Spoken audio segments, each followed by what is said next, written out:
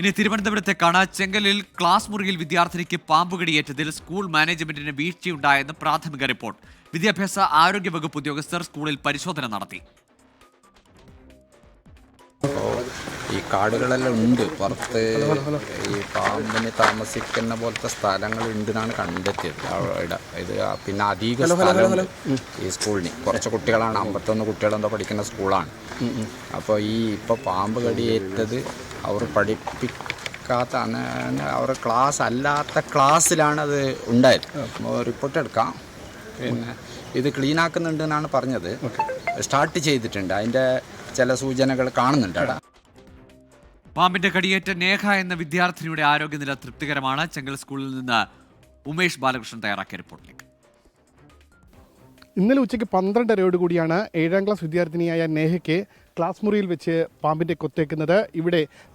ഇവിടെയാണ് അവർ ഉണ്ടായിരുന്നത്. തൊട്ടപ്പുറത്താണ് ക്ലാസ് റൂമെങ്കിലും ഇന്നലെ ക്രിസ്മസ് പരിപാടിയുമായി ബന്ധപ്പെട്ട് കലാപരിപാടികൾക്ക് പ്രാക്ടീസ് ചെയ്യാൻ വേണ്ടിയായിരുന്നു ഈ റൂമിലേക്ക് നേഹയും മറ്റു കൂട്ടുകാരും എത്തുന്നത്. അവർ പാമ്പ് കിടക്കുന്നത് കണ്ടില്ല. പാമ്പിനെ ചവിട്ടി തൊട്ട് പിന്നാലെ കാലിൽ കൊത്തേൽക്കുകയും ചെയ്തു. ആദ്യഘട്ടത്തിൽ ഉടൻ തന്നെ ഇവിടെ നിന്ന് അധ്യാപകരും മറ്റുള്ളവരുമെല്ലാം എത്തുകയും പാമ്പിനെ തല്ലിക്കൊല്ലുകയും കുട്ടിയെ അപ്പോൾ തന്നെ ആശുപത്രിയിലേക്ക് മാറ്റുകയും ചെയ്തു.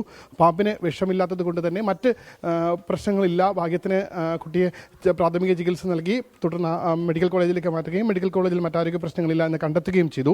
അതേസമയം ഇവിടെ അതായത് സാധാരണ ഈ സ്കൂളും പരിസരവും എല്ലാം വൃത്തിയായി സൂക്ഷിക്കണമെന്നുള്ള വിദ്യാഭ്യാസ വകുപ്പിൻ്റെ സർക്കുലർ അത് പലതവണ അവർ പുറത്തിറക്കിയതാണ്. പക്ഷേ ഇവിടെ ചെങ്കൽ UP സ്കൂളിൽ ഇതൊരു മാനേജ്മെൻറ്റ് സ്കൂളാണ്, എയ്ഡഡ് സ്കൂളാണ്.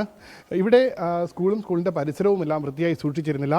5, 6, 7 ക്ലാസ്സുകൾ മാത്രമാണ് ഇവിടെ പ്രവർത്തിക്കുന്നത്. ഏകദേശം 51 വിദ്യാർത്ഥികളുണ്ട്. 4 അധ്യാപകർ മാത്രമേ ഉള്ളൂ. ഇവിടെ അടിസ്ഥാന സൗകര്യങ്ങൾ അതായത് ഈ സ്കൂളിൻ്റെ പരിസരവും വൃത്തിയായി സൂക്ഷിച്ചിട്ടില്ല. കാടിന് നടുവിൽ നിൽക്കുന്ന അല്ലെങ്കിൽ ചുറ്റും ചെടികളും മറ്റുമെല്ലാം പടർന്ന് പന്തലിച്ച് നിൽക്കുന്ന ഒരു പ്രതീതിയാണ് നമുക്ക് ഇവിടെ നിന്ന് കാണാൻ കഴിയുന്നത്. ഇത്തരത്തിൽ കൃത്യമായ ഇടവേളകളിൽ ശുചീകരിക്കുകയും പരിസരം വൃത്തിയാക്കുകയും ചെയ്യണം. അത് ഇത്തരത്തിൽ പാമ്പുകളും മറ്റ് ക്ഷുദ്രജീവികളും അടക്കം ക്ലാസ് റൂമുകളിലേക്ക് കയറാതിരിക്കാനുള്ള മുൻകരുതൽ കൂടിയാണ്. നേരത്തെ തന്നെ വിദ്യാഭ്യാസ വകുപ്പ് ഇതിൻ്റെ നിർദ്ദേശവും നൽകിയിരുന്നു. പക്ഷേ അത് പാലിച്ചില്ല എന്നുള്ളതാണ് പ്രാഥമികമായി വിദ്യാഭ്യാസ വകുപ്പ് ഇവിടെ എത്തി നടത്തിയ പരിശോധനയിലും കണ്ടെത്തിയിരിക്കുന്നത്.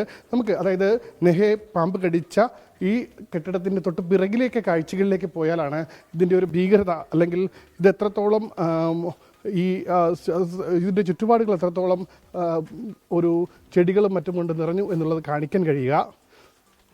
വലിയ രീതിയിൽ ചെടികളും മറ്റ് വലിയ അതായത് ഏകദേശം 1 വർഷത്തോളമായി ഇതിൻ്റെ ഒരു വൃത്തിഹീനമായ സാഹചര്യത്തിൽ അല്ലെങ്കിൽ ചെടികളെല്ലാം വളർന്ന നിലയിൽ തുടരുന്നു എന്ന് വേണം മനസ്സിലാക്കാൻ. എന്തായാലും വിദ്യാഭ്യാസ വകുപ്പ് പ്രാഥമിക റിപ്പോർട്ട് വിദ്യാഭ്യാസ വകുപ്പ് ഡയറക്ടർക്ക് കൈമാറിയിട്ടുണ്ട്. നെയ്യാറ്റിൻകര AEO ആണ് നേരിട്ടെത്തി പരിശോധന നടത്തിയത്. സർക്കുലർ ഉണ്ടായിട്ടും എന്തുകൊണ്ടാണ് ഈ പരിസരം വൃത്തിയായി സൂക്ഷിക്കാത്തത് എന്നുള്ള ചോദ്യവും സ്കൂൾ മാനേജ്മെൻറ്റിനോട് ഇവർ ഉന്നയിച്ചിട്ടുണ്ട്. എന്തായാലും പ്രാഥമിക റിപ്പോർട്ട് കൈമാറിയിട്ടുണ്ട്. ഒപ്പം ആരോഗ്യവകുപ്പ് നേരിട്ടെത്തി പരിശോധന നടത്തുകയും പരിസരം വൃത്തിയാക്കാനുള്ള നിർദ്ദേശം നൽകുകയും ചെയ്തിട്ടുണ്ട്.